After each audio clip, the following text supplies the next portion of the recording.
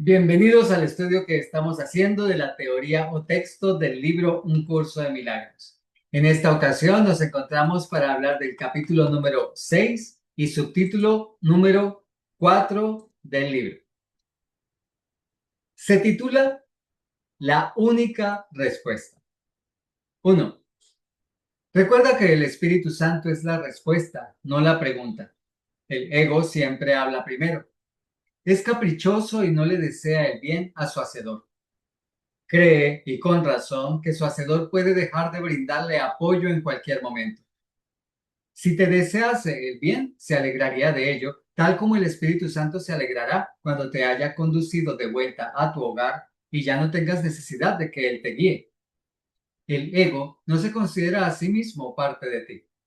En eso radica su error fundamental, la base de todo su sistema de pensamiento. 2. Cuando Dios te creó, te hizo parte de Él. Por eso es por lo que el ataque no tiene cabida dentro del reino. Hiciste al ego sin amor y él no te ama. No puedes permanecer dentro del reino sin amor, y puesto que el reino es amor, crees estar privado de él.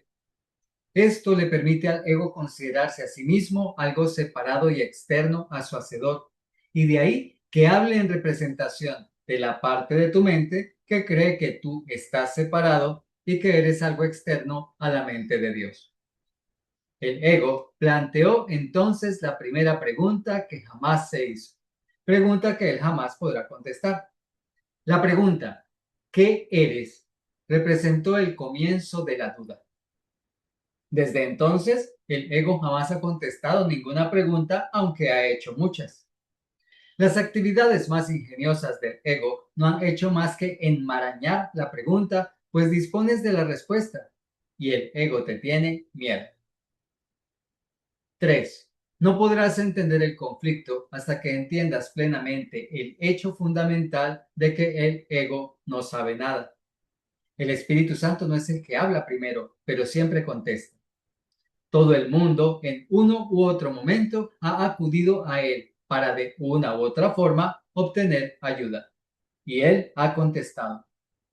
Puesto que el Espíritu Santo responde de verdad, responde para siempre, lo cual quiere decir que todo el mundo dispone de la respuesta ahora mismo. 4. El ego no puede oír al Espíritu Santo, pero cree que parte de la mente que lo hizo está en su contra. Interpreta esto como una justificación para atacar a su hacedor. Cree que la mejor defensa es el ataque y quiere que tú creas eso también. A no ser que lo creyeses, no te podrías poner de su parte y el ego tiene gran necesidad de aliados, aunque no de hermanos. Al percibir en tu mente algo ajeno a sí mismo, el ego hace del cuerpo su aliado porque el cuerpo no forma parte de ti. Esto hace del cuerpo el amigo del ego. Esta es una alianza claramente basada en la separación. Si te pones de parte de esta alianza, no podrás sino sentir miedo porque te estarás poniendo de parte de una alianza basada en el miedo. 5. El ego se vale del cuerpo para conspirar contra tu mente. Y puesto que el ego se da cuenta de que su enemigo, entre comillas, puede acabar con él y con el cuerpo, reconociendo que no forman parte de él y el cuerpo se unen para llevar a cabo un ataque conjunto. Tal vez sea esta la más extraña de todas las percepciones si te detienes a considerar lo que ello realmente implica. El ego, que no es real, trata de persuadir a la mente, que sí es real, de que ella es su recurso de aprendizaje. Y lo que es más, de que el cuerpo es más real que ella. Nadie que esté en su mente recta podría creer semejante cosa, y nadie que está en su mente recta lo cree. 6. Escucha pues la única respuesta del Espíritu Santo a todas las preguntas que el ego plantea.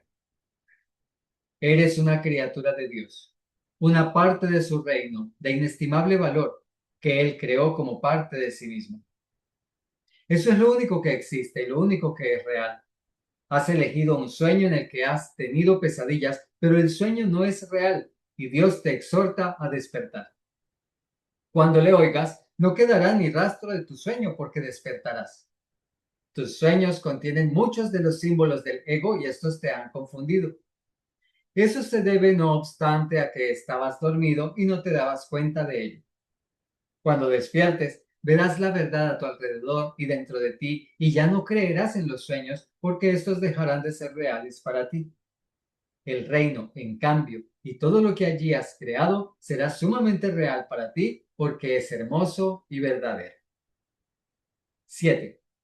En el reino no hay ninguna duda acerca de lo que eres y de dónde te encuentras. La duda no tiene cabida allí porque la primera pregunta jamás se planteó. Al haber sido por fin completamente contestada, nunca existió. Solo el ser vive en el reino donde todo mora en Dios con absoluta certeza. El tiempo dedicado a hacer preguntas en el sueño ha dado paso a la creación y a su eternidad.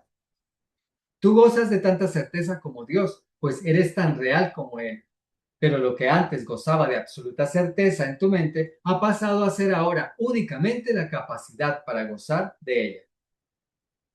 8. El origen de las capacidades representó el principio de la incertidumbre porque las capacidades son logros en potencia, pero todavía no son logros. Tus capacidades son inútiles en presencia de los logros de Dios y de los tuyos propios. Los logros son resultados que ya se han alcanzado. Cuando son perfectos, las capacidades dejan de tener sentido. Es curioso que lo que es perfecto tenga ahora que ser perfeccionado. De hecho, eso es imposible. Mas recuerda que cuando te pones a ti mismo en una situación imposible, crees que lo imposible es posible. Debes desarrollar tus capacidades antes de poder usarlas. Esto no es cierto con respecto a nada que Dios creó, pero es la solución más benévola para lo que tú has fabricado. En una situación imposible puedes desarrollar tus capacidades hasta el punto en que ellas mismas te pueden liberar de tal situación. Dispones de un guía que te muestra cómo desarrollarlas, pero no tienes otro jefe que tú mismo. Esto te pone a cargo del reino con un guía para encontrarlos y los medios para conservarlo. Tienes un modelo a seguir que reforzará tu mando y nunca lo menoscabará en modo alguno. Ocupas todavía el lugar central en tu imaginada esclavitud, lo cual de por sí demuestra que no eres un esclavo. 10. Te encuentras en una situación imposible únicamente porque crees que es posible estar en una situación así. Te encontrarás en una situación imposible si Dios te mostrase tu perfección y a la vez te probase que estabas equivocado. Esto demostraría que los que son perfectos son incapaces de cobrar conciencia de su propia perfección y reforzaría la creencia de que aquellos que lo tienen todo necesitan ayuda y son por lo tanto desvalidos. Este es el tipo de razonamiento en el que el ego se embarca. Dios, que sabe que sus creaciones son perfectas, no las humilla. Eso sería tan imposible como la noción del ego según la cual él ha humillado a Dios mismo. 11. Por eso es por lo que el Espíritu Santo jamás da órdenes. Dar órdenes implica desigualdad y el Espíritu Santo demuestra que la desigualdad no existe. Ser fiel a una premisa que se ha aceptado es una ley de la mente y todo lo que Dios creó es fiel a sus leyes. Es posible también ser fiel a otras leyes, pero no porque las leyes sean ciertas, sino porque tú las promulgaste. ¿De qué te serviría que Dios te probase que has pensado de forma demente? ¿Podría Dios perder su propia certeza? He dicho frecuentemente que eres lo que enseñas. ¿Querrías que Dios te enseñase que has pecado? Si Él confrontase al ser que fabricaste con la verdad que Él creó para ti, ¿cómo no ibas a tener miedo? En ese caso, dudarías de tu mente recta, que es el único lugar donde puedes encontrar la cordura que Él te dio. 12. Dios no enseña, pues enseñar implica una insuficiencia que Dios sabe que no existe. Dios no está en conflicto. El propósito de enseñar es producir cambios, pero Dios solo creó lo inmutable. La separación no fue una pérdida de la perfección, sino una interrupción de la comunicación. La voz del ego surgió entonces como una forma de comunicación estridente y áspera. Esto no podía alterar la paz de Dios, pero sí podía alterar la tuya. Dios no la acalló, porque erradicarla habría sido atacarla. Habiendo sido cuestionado, Él no cuestionó. Él dio la respuesta. Su respuesta es tu maestro. ¿Qué nos enseña este subtítulo 4? La única respuesta para nuestra sanación. Bien, nos dice que tú fabricaste al ego como una idea de tu individualidad separada y por eso sin amor. Pero el ego no se ve como una idea tuya, sino como algo externo a ti, como un ser. Y en eso se basa todo su sistema de pensamiento.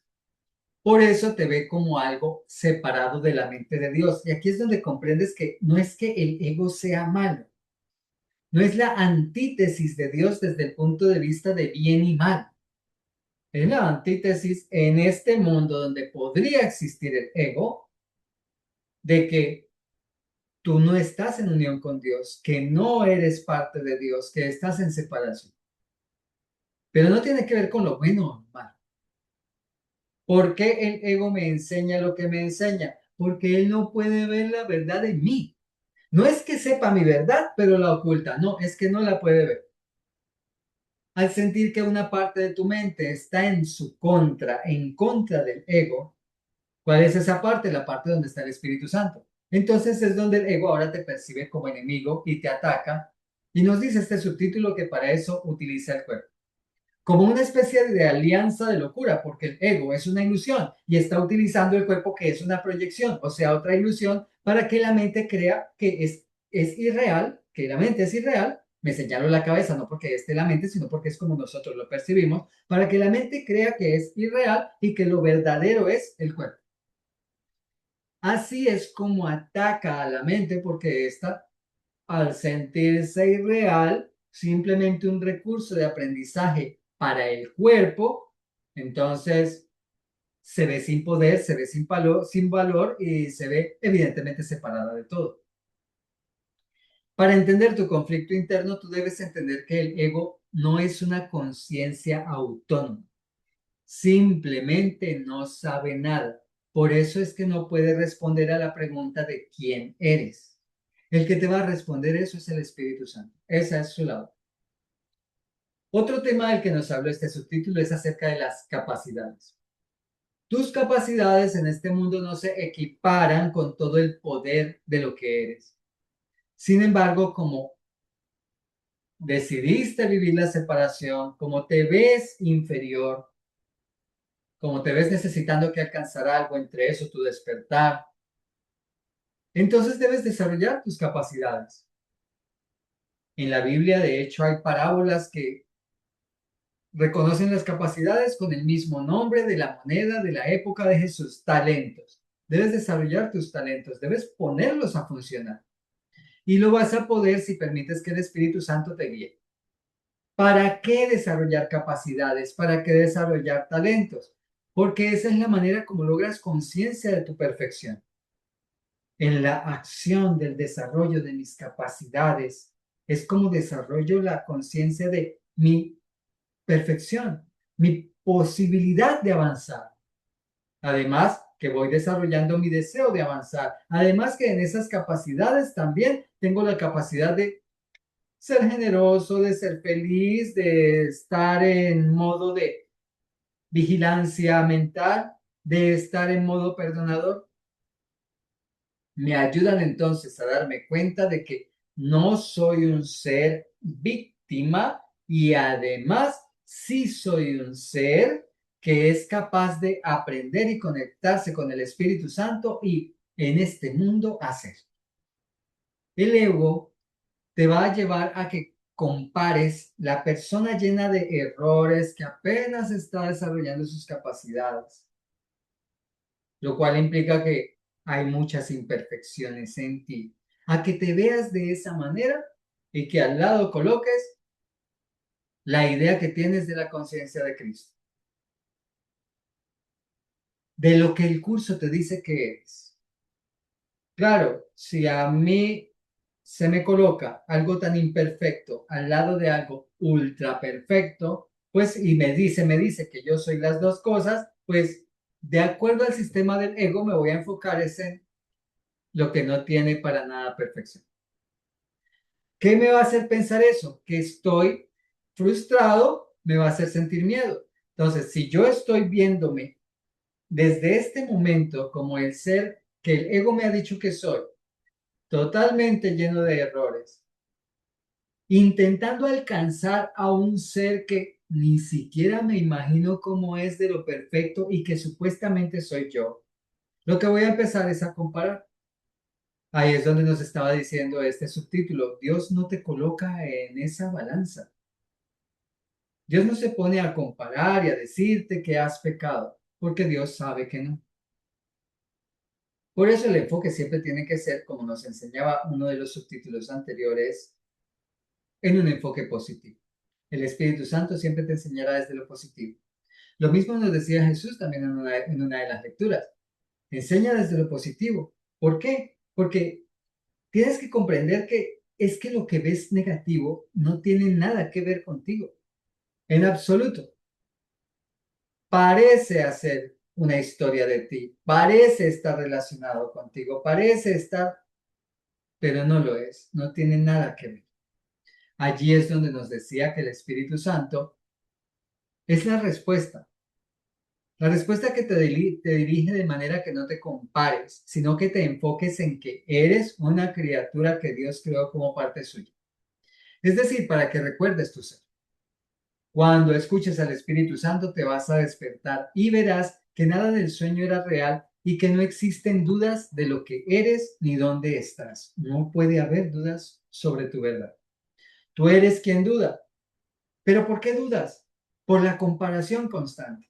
¿Qué es lo que me falta perdonar? Uy, es que tengo mucho que perdonar. Es que yo he hecho tantas cosas. Es que todavía me... Es que el ego empieza solo a enfocarte en tu verdad. Esta no es una invención solamente de un curso de milagros, un tema más de un libro que es espiritual. Científicos que han enfocado sus esfuerzos en llevar a las personas a sanarse, como Joe Dispenza, te hablan de esto constantemente. Tienes que estar siempre en el enfoque de ese ser que quieres ser, de la mejor versión de ti mismo. Como estamos apenas deshaciendo al ego, ese es un ejercicio que también puede serte muy útil. No está dentro del curso de milagros desde la perspectiva de sentarte exclusivamente a pensar en la mejor versión de ti. Pero vamos a llegar hacia el final del estudio del capítulo 31. Imagínate, 31 del curso de milagros. Cuando lleguemos al final, te va a colocar a que comiences a mirar cada uno de tus días desde esa mejor versión. Así que no es un ejercicio traído de los cabellos ni que nos sirve. Simplemente permítete enfocarte en querer ver lo que realmente eres sin estar pendiente de lo que ya se te ha dicho que no eres. Llegamos así al final. Gratitud y bendiciones.